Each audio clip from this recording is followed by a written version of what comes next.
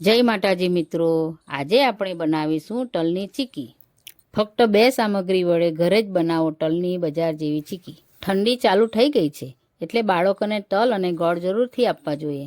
આ રીતે ચીકી બનાવીને બાળકોને જરૂરથી ખવડાવજો। અહીં મેં 250 ગ્રામ તલ લીધા છે, આપણે તેને શેકી લઈશું।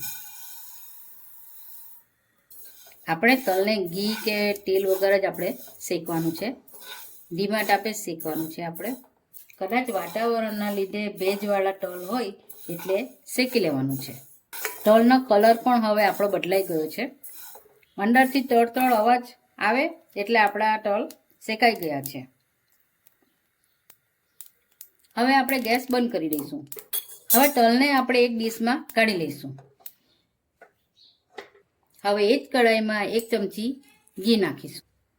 હવે ઘી ગરમ થઈ ગયું છે, આપણે એમાં 250 ગ્રામ ગોળ નાખી દઈશું।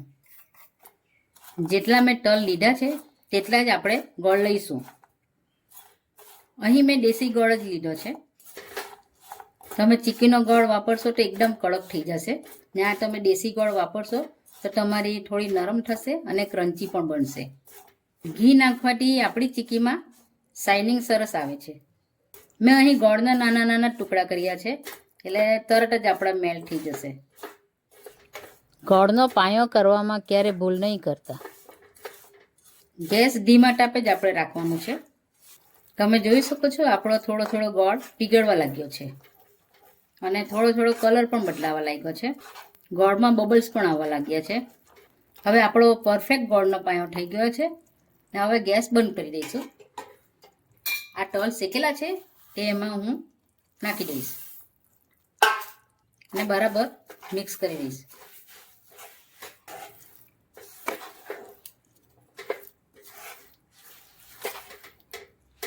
આપણું મિશ્રણ બરાબર મિક્સ થઈ ગયું છે। હા, ચાલો તો હવે આપણે ચીકી પાથરી લઈએ। અહીં મેં બટર પેપર લીધું છે, તમારે પ્લાસ્ટિક લેવું હોય તો પણ તમે લઈ શકો છો। સારી રીતે બરાબર ઘી લગાવી દઈશું। હવે ચીકીનું મિશ્રણ પાથરી દઈશું। વાટકીના મદદથી થોડું પ્રેસ કરી લઈશું। આ પ્રોસેસ આપણે ઝડપથી જ કરવાની છે। હવે અહીં ઘીવાળી વેલણ લીધી છે, એને આપણે વણી લઈશું। ગોળ ગોળ ફેરવતા જઈશું અને આપણે બરાબર વણતા જઈશું। ચાલો તો હવે આપણી ચીકી રેડી થઈ ગઈ છે, આપણે છરીના મદદથી તેને કટ કરી લઈએ।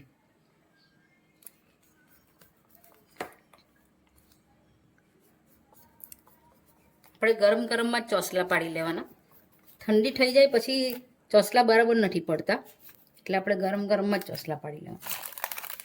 આપણી ચીકી કટ થઈ ગઈ છે, હવે 5-10 મિનિટ આપણે ઠંડુ પડવા દઈશું। આપણી ઇઝીલી નીકળી પણ જાય છે। આ જુઓ